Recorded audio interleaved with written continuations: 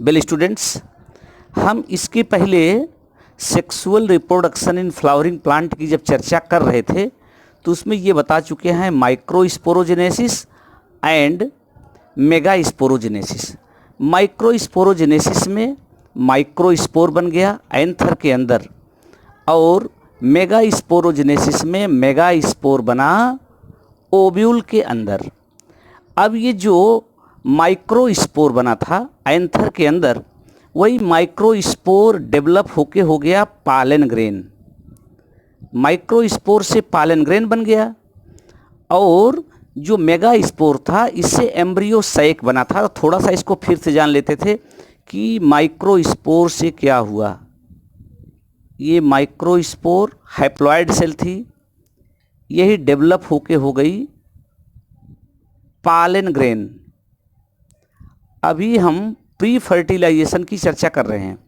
पालन ग्रेन बन गया। अब पालन ग्रेन जो है, अगर इसकी स्ट्रक्चर देखें, थोड़ा चर्चा हम कर लिए थे, जो आउटर मोस्ट लेयर है जो रफ होती है, स्मूथ नहीं होती है, और एक दूसरी थी लेयर, बाहर वाले को पहले से कहे थे एक्जाइन, अंदर वाले को इंटाइन कहे हैं। ठीक, एक्जाइन जो होती है स्पोरोपालेनिन की बनी होती है, जो इसको प्रोटेक्ट रखती है। इसमें एक माइनर एपर्चर होता है जिसे जर्म पोर या जर्मिनल पोर कह दिए हैं, जर्म पोर। अब चूंकि ये एक सेल है, ये सपोज इसका न्यूक्लियस है, तो जब ये मैच्योर होता है पालन ग्रेन, तो इसका न्यूक्लियस डिवाइड हो करके दो पार्ट में डिवाइड हो जाता है। एक कंपैरेटिवली बड़ा होता है, एक कंपैरेटिवली स्मॉलर होता है।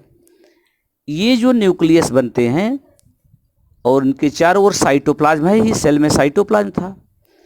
अब बाद में ये जो छोटा न्यूक्लियस है जिसे कहते हैं germ nucleus or germinal nucleus, और एक है वेजिटेटिव न्यूक्लियस, वेजिटेटिव न्यूक्लियस। ये दोनों न्यूक्लियस के चारों ओर साइटोप्लाज्म कलेक्ट होता है और एक मेम्ब्रेन बन जाती है। ये मेम्ब्रेन बन जाने के बाद अब ये सेल हो गई। तो जर्म न्यूक्लियस या जर्मिनल न्यूक्लियस से जो सेल बनी, इसे कहते हैं जर्मिनल सेल, और इससे सेल बन गई वेजिटेटिव सेल। ये मैच्योर पालन ग्रेन की कंडीशन है जिसमें जर्मिनल सेल और वेजिटेटिव सेल बन गई। अब ये वेजिटेटिव सेल हो जाने के बाद कुछ समय बाद ये वेजिटेटिव न्यूक्लियस डीजनरेट हो जाता है, मीन्स ये डिस्ट्रॉय हो जाता है, और जर्मिनल न्यूक्लियस डिवाइड हो जाता है दो पार्ट में। इससे दो सेल बन जाती हैं, और ये जो दो सेल बन गई, यही दो सेल ही हो जाती हैं मेल गैमीट। अब पालन ग्रेन में मैच्योर कंडीशन में दो मेल गैमीट बन गए। अब ऐसे ही मेगास्पोरोजेनेसिस जो हम कह चुके थे, जरा पीछे से कोरिलेट कीजिएगा। एम्ब्रियो सैक बना था ओव्यूल के अंदर, ये स्ट्रक्चर जो थी, ध्यान दीजिए, यहाँ पर ओव्यूल था, ओव्यूल के अंदर एम्ब्रियो सैक बना। कैसे?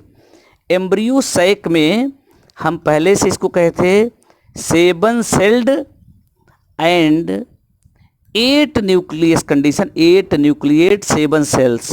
तो 7 सेल्स, ये 3 सेल ओव्यूल में कैलाजा की साइड में बनी थी, और 3 सेल नीचे बन गई थी। ये बीच में एक सेल बनी थी जो डिप्लॉयड थी, ये 2x टाइप सेल थी, और ये कैलाजा की तरफ जो 3 सेल थी, इनको कहते हैं एंटीपोडल सेल्स। इनको एंटीपोडल सेल्स कहें या एंटीपोडल्स भी कह सकते हैं। और बीच की जो सेल है एक, इसको हम आगे चल करके कहेंगे सेकेंडरी न्यूक्लियस।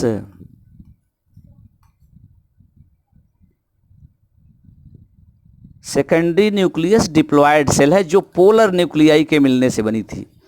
अब यहाँ पर देखिए कैलाजा इस साइड में है, इसलिए इधर जो 3 सेल थी इसको एंटीपोडल सेल कहा गया। और इधर माइक्रोपाइल पहले से जानते हैं, नहीं तो पिछला वीडियो देख लीजिएगा।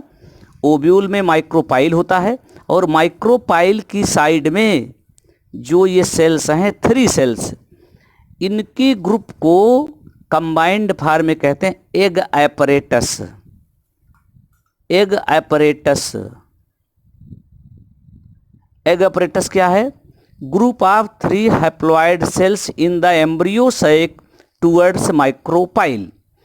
इन 3 एग सेल में जो बीच की कंपैरेटिवली लार्जर सेल है इसे एग सेल कहते हैं। आर फीमेल गैमीट, ये फीमेल गैमीट बन गया, फीमेल गैमीट हो गया। और जो साइड की 2 सेल हैं ये और ये, इसे कहते हैं synergid cell. Synergid cell or synergids, ये सिनर्जिड सेल्स आर सिनर्जिड्स हैं। और बीच की जो बड़ी सेल है इसे कहते हैं एग सेल। अब एक बात तो क्लियर हो गई, पालन ग्रेन में 2 मेल गैमीट बन गया और ओव्यूल के एम्ब्रियो सैक में 1 फीमेल गैमीट बन गया। हम प्री फर्टिलाइजेशन इवेंट की चर्चा कर रहे थे, तो ये तो हो गया। अब बात आती है कि मेल गैमीट अलग जगह है, फीमेल गैमीट अलग जगह है। अब ये मेल गैमीट और फीमेल गैमीट एक दूसरे से यूनाइट कैसे होंगे? मेल गैमीट एंथर में है, पालन ग्रेन में है। फीमेल गैमीट ओव्यूल के अंदर है जो ओवरी में है। अब मेल गैमीट अलग, फीमेल गैमीट अलग, तो ये मिलते कैसे हैं? इनके मिलने से पहले प्री मिलेंगे तो फर्टिलाइजेशन होगा, लेकिन अभी मिलने से पहले चूंकि अलग अलग जगह हैं तो आपको एक दूसरा स्टेप जानना है, ये है पॉलिनेशन। पॉलिनेशन फर्टिलाइजेशन के पहले प्री फर्टिलाइजेशन इवेंट है जो दोनों गैमीट को पास लाने के लिए ज़रूरी होती है फ्लावरिंग प्लांट में। तो पॉलिनेशन कहाँ है? फिर से एक बार देखिए, स्टेमेन ये है और पिस्टिल ये है। पिस्टिल के 3 पार्ट पहले से जाने हैं, स्टिग्मा, स्टाइल, ओवरी। ओवरी के अंदर ओव्यूल है, इसी में फीमेल गैमीट है। और स्टेमेन के 2 पार्ट थे, एक एंथर और दूसरा फिलामेंट। तो यहाँ पर फिलामेंट के ऊपर जो एंथर है, बाई लोब्ड जिसको आपने कहा था, इसी के अंदर पालन ग्रेन्स हैं। यहाँ पर पालन ग्रेन्स हैं।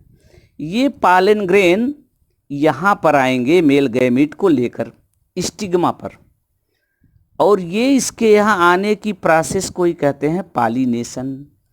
तो pollination is the process of transfer of pollen grain from anther to stigma. जब एंथर मैच्योर हो जाता है, ड्राई कंडीशन में एंथर रप्चर हो जाता है और पालन ग्रेन्स रिलीज हो जाते हैं। ये पालन ग्रेन्स यहाँ से रिलीज होकर स्टिग्मा पर पहुँचते हैं, और इसी पालन ग्रेन के स्टिग्मा पर पहुँचने की प्रोसेस को ही पॉलिनेशन कहते हैं। वही हमने कहा, pollination is the process of transfer of pollen grain from male reproductive part anther to female reproductive part stigma. Pollination clear हो गया। अब पॉलिनेशन में जो मेन चीज़ है वो ये समझना है कि हर प्लांट में क्या एक ही टाइप से होता है।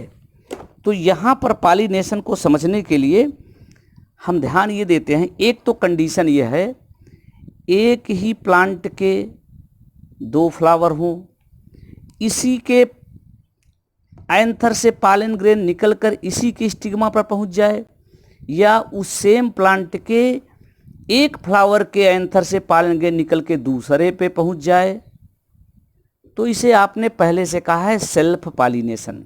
Self pollination means pollination between same plant either in same flower or two different flower of same plant. और दूसरा आपने कहा है क्रॉस पॉलिनेशन। क्रॉस पॉलिनेशन में क्या होता है कि एक फ्लावर के एंथर से पॉलन ग्रेन निकला और उसी टाइप के दूसरे प्लांट के फ्लावर पर पहुंच जाए, तो इसे कहते हैं क्रॉस पॉलिनेशन। तो ये टाइप आपने पहले से जाना है, self pollination and cross pollination. तो सेल्फ पॉलिनेशन में क्या होता है, सेम प्लांट होता है, या तो उसी फ्लावर से पॉलन ग्रेन निकलकर उसी फ्लावर के स्टिग्मा पर पहुंचेगा, या उसी प्लांट के किसी एंथर से पॉलन ग्रेन निकलकर उसी प्लांट के किसी दूसरे फ्लावर की स्टिग्मा पर पहुंचेगा। जबकि क्रॉस पॉलिनेशन में एक प्लांट के एंथर से निकलकर दूसरे प्लांट के स्टिग्मा पर पहुंचेगा और सेम टाइप का प्लांट होना चाहिए, क्योंकि पॉलिनेशन हर दो प्लांट में नहीं हो सकता है, जिसमें संभव है उसी में। अब बात है, ये दो तो टाइप आपने जान लिया, लेकिन एनसीईआरटी आपके लेवल पर 12th के क्लास पर जो काइंड ऑफ पॉलिनेशन करते हैं, इसी दो कैटेगरी को यहाँ 3 पार्ट में डिवाइड किया गया है। काइंड ऑफ पॉलिनेशन एक है ऑटोगैमी, ऑटोगैमी, और इसी तरीके से दूसरा है जीटोनोगैमी,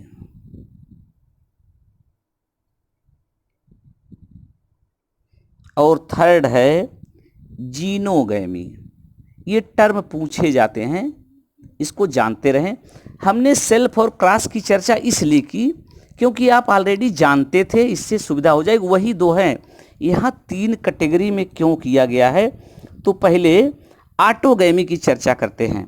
ऑटोगैमी में जब सेम फ्लावर होगा, जिसको अभी हमने कहा सेम फ्लावर हो सकता है अलग प्लांट, तो सेम फ्लावर होने पर जो पॉलिनेशन होता है इसे ऑटोगैमी कहते हैं। अब दूसरी सिचुएशन ये है कि फ्लावर सेम नहीं होता, तब भी आपने कह दिया कि ये सेल्फ पॉलिनेशन हो सकता है, 2 फ्लावर के बीच में हो सकता है, तब इसे कहते हैं जीटोनोगैमी। यानी geitonogamy and autogamy both are the type of self pollination. Autogamy में सेम फ्लावर था, जबकि जीटोनोगैमी में transfer of pollen grain from the anther to stigma of another flower of same plant. इसमें प्लांट सेम है और इसमें flower same. Autogamy में flower same होता है, जीटोनोगैमी में प्लांट सेम होता है, फ्लावर डिफरेंट होते हैं। और ये अब चर्चा करते हैं जीनोगैमी की, जिसको अभी आपने क्रॉस पॉलिनेशन कहा था, उसी को जीनोगैमी कह रहे हैं। इसमें पॉलन ग्रेन्स एंथर से स्टिग्मा तो पहुंचते हैं, लेकिन ये 2 डिफरेंट टाइप के प्लांट हैं, 2 अलग अलग प्लांट हैं, लेकिन टाइप इनका एक है, प्लांट अलग हैं। तो सेल्फ और क्रॉस को इस तरीके से जानना, ऑटोगैमी क्या है, जीटोनोगैमी क्या है और जीनोगैमी क्या है।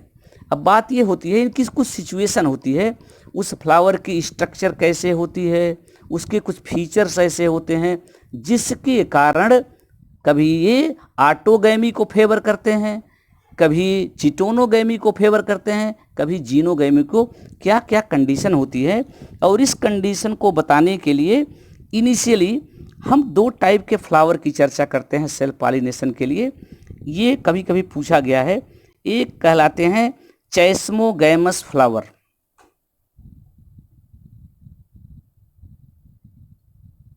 चेस्मोगैमस फ्लावर। चेस्मोगैमस फ्लावर वे होते हैं जो एंथर और स्टिग्मा ओपन होते हैं, पेटल्स उसके खुल जाते हैं या खिले हुए फ्लावर कह सकते हैं। जबकि एक दूसरे फ्लावर की कैटेगरी है क्लिस्टोगैमस फ्लावर। ये टर्म ध्यान दिए रहना है कि ये क्लिस्टोगैमस और चैस्मोगैमस फ्लावर की बात आती है। तो ये क्लिस्टोगैमस फ्लावर ऐसे हैं जो कभी खिलते ही नहीं, यानी इसके पेटल सेपल दोनों रिप्रोडक्टिव पार्ट मेल और फीमेल दोनों को कवर किए रहते हैं, यानी खिलेंगे नहीं, बाहर से उसमें पालन ग्रेन आने का चांस ही नहीं है, यानी ये क्लोज्ड फ्लावर हैं। तो जो क्लोज्ड हैं वो क्लिस्टोगैमस कहलाते हैं और इसमें केवल सेल्फ पॉलिनेशन ही पॉसिबल है। कहने का मतलब ऑटोगैमी ही मात्र एक रास्ता है। और ये जो चैस्मोगैमस हैं ओपन फ्लावर हैं, इसमें ऑटोगैमी भी हो सकती है और ये दूसरा जिटोनोगैमी भी के भी चांस हैं। और यही नहीं, उसी टाइप के दूसरे प्लांट्स यानी जीनोगैमी के भी चांसेज हैं। तो अब ये तो हो गया पॉलिनेशन और काइंड ऑफ पॉलिनेशन 3 टाइप का। अब अगली बात यह है, what are the different agents which help in the transfer of pollen grain from anther to stigma. क्या इसके साधन हो सकते हैं, मीन्स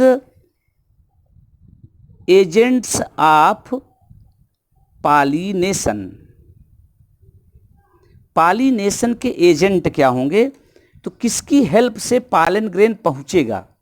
पॉलन ग्रेन को पहुंचाने के लिए जो एजेंट्स होते हैं उनको 2 कैटेगरी में डिवाइड कर सकते हैं। एक कैटेगरी होती है एबायोटिक और एक कैटेगरी है बायोटिक। 2 एजेंट हो गए, biotic agents and abiotic agents. Biotic agents का मतलब लिविंग बीइंग के थ्रू, एबायोटिक का मतलब non living.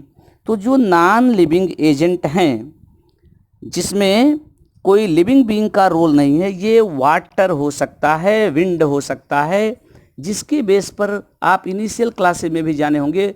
Wind pollination means pollination through wind, water pollination जब वाटर के हेल्प से पॉलिनेशन होता है, मोस्टली एक्वेटिक में जो रेयर है। और बायोटिक का मतलब with the help of animals, जैसे कहते हैं इंसेक्ट पॉलिनेशन, इंसेक्ट की हेल्प से होता है। अब जैसे हमने बताया कि जिटोनोगैमी कब होगी, जीनोगैमी कब होगी, उसके लिए सिचुएशन होती है। ऐसे ही ये जो विंड पॉलिनेटेड फ्लावर या प्लांट हैं उनमें कुछ फीचर्स होने चाहिए जो फेवर करते हैं विंड पॉलिनेशन को। ऐसे वाटर पॉलिनेशन के लिए भी कुछ सिचुएशन होती है। और बायोटिक में इंसेक्ट को अट्रैक्ट करने के लिए जैसे कहते हैं कि फ्लावर का कलर्ड होना चाहिए, अट्रैक्टेड होना चाहिए, जो हेल्प कर सके। अब एक इम्पॉर्टेंट क्वेश्चन बनता है, write the feature of wind pollinated flower और plant, write the feature of water pollinated flower और write the feature of insect pollinated. Specially सबसे इम्पॉर्टेंट है विंड पॉलिनेटेड। तो आपकी बुक में अगर हम बताएं तो एक बढ़िया एग्जाम्पल दिया गया, वो ये फीचर सीधे यहाँ से ले सकते हैं। तो अगर किताब में बात करें तो ये 29 पेज पर एनसीईआरटी की विंड पॉलिनेटेड जो फ्लावर हैं उनमें करेक्टर होना चाहिए कि ये पॉलन ग्रेन लाइटर होना चाहिए, हल्का होना चाहिए, जिससे इजीली ये एयर के थ्रू उड़ करके जा सके। नंबर 1 कि wind pollinated pollen grains are lighter and non sticky. इन्हें स्टिकी नहीं होना चाहिए, चिपकने वाला। ऐसा नहीं कि वो चल रहे हैं रास्ते में किसी पार्टिकल से चिपक गए, दीवार से चिपक गए, लीफ से चिपक गए, तो नॉन स्टिकी होना चाहिए। विंड पॉलिनेटेड फ्लावर में बहुत सा पॉलन ग्रेन रूट में ही रह जाता है, फ्लावर तक पहुंचने से पहले डिस्ट्रॉय हो जाता है, डेविएट हो जाता है अपने रूट से। जो पाथ उसका है जरूरी नहीं है डायरेक्ट वहीं पहुंचेगा, बीच में बहुत से डैमेज हो जाएंगे या पहुंच नहीं पाएंगे। इसलिए ह्यूज क्वांटिटी में पॉलन ग्रेन्स होने चाहिए। तो क्या क्या बताए, हल्के होने चाहिए, नॉन स्टिकी होने चाहिए, ह्यूज क्वांटिटी में बनने चाहिए। और यही नहीं, जो इनकी स्टिग्मा होती है उसका एक्सपोजर ऐसा होना चाहिए कि इस विंड के थ्रू उड़ते हुए पालन ग्रेन को रिसीव कर सके। सबसे बढ़िया एग्जाम्पल इसका है भुट्टा में आप देख रहे हैं, जिसको मेज भी कहते हैं। तो इसको कई बच्चे तो नहीं जानते होंगे, लेकिन जो गांव से जुड़े हैं देखे होंगे भुट्टे का पेड़। दो तरीके से जो बाली लगती है, ये प्लांट हो गया, इसमें यह बाली आपने देख लिया, इसमें दाना लगा है, आगे हेयर लाइक स्ट्रक्चर्स निकली होती हैं। इसमें यही जो है हेयर लाइक स्ट्रक्चर इसके स्टिग्मा हैं।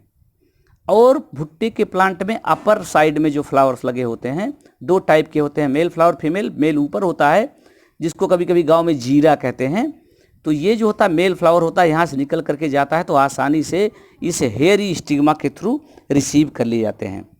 तो मेज इसका सबसे बेहतर एग्जाम्पल हो गया। ऐसे ही वाटर पॉलिनेटेड जो फ्लावर्स हैं, ये तो बहुत रेयर हैं, लेकिन जैसे हाइड्रिला है, वेलिसनेरिया है, जोस्टेरा है, इसमें वाटर पॉलिनेशन होता है। अब ये पॉलिनेशन हो गया, पॉलिनेशन ने हेल्प क्या किया कि स्टिग्मा से, स्टिग्मा पर पालन ग्रेन आ गए, एंथर से निकल के स्टिग्मा तक चले आए। कहने का मतलब पालन ग्रेन आ गया तो मेल गैमीट आ गया स्टिग्मा पर, और फीमेल गैमीट कहाँ भी, ओवरी के अंदर, यहाँ ओव्यूल के अंदर, ये स्टिग्मा पर तो आ गया, पॉलिनेशन हो गया। अब ये पालन ग्रेन में क्या होगा, क्या करेगा, इसका मेल गैमीट कैसे इससे मिलेगा, इसको हम फर्टिलाइजेशन प्रोसेस में जानेंगे। और एंजियोस्पर्मिक प्लांट में या फ्लावरिंग प्लांट में फर्टिलाइजेशन कहिए, या इसको डबल फर्टिलाइजेशन में, इसकी चर्चा हम आगे करेंगे। तो अभी आपने ये जाना कि पालन ग्रेन में दो गैमीट की स्टेज में, 3 सेल्ड स्टेज में पॉलिनेशन हुआ, फिर 2 गैमीट बनते हैं जो जा करके यहाँ पहुँच गए। अब इसके बाद फर्टिलाइजेशन की प्रोसेस अलग हम चर्चा करेंगे। तो अभी तक आपने प्री फर्टिलाइजेशन इवेंट्स को समझ लिया। अब अगले टॉपिक में हम सेक्सुअल रिप्रोडक्शन के सेकंड फेज यानी फर्टिलाइजेशन इवेंट की चर्चा करेंगे। Thank you.